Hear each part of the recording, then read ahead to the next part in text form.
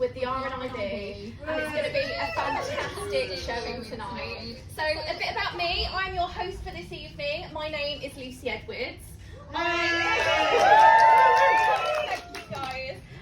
So I lost my eyesight 9 years ago now, and as maybe a lot of us blind people do, we go, what now? Sorry?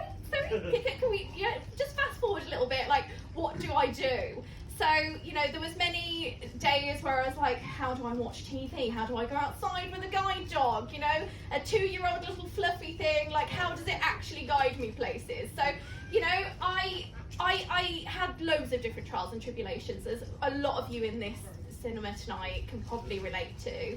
And, my journey with audio description has, firstly, been cemented in just watching Netflix. I was scrolling on my TV one night, feeling really, really low, not understanding how a blind person watches television after so many people ask me, and you're like, oh, okay, this is how I actually do it. Turned on audio description because the menus were all completely accessible.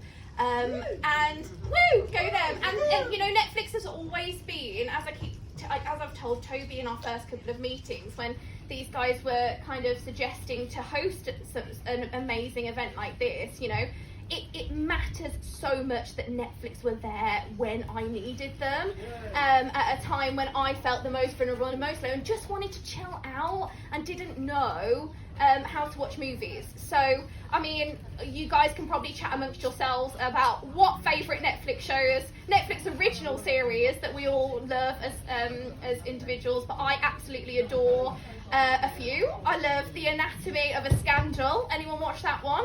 Absolutely amazing. And of course, I've got to mention, honourable mention, Stranger Things. I think the audio describer, yes, I love that. The audio describer in Stranger Things really makes it for me. Like, she is just the epitome of Stranger Things.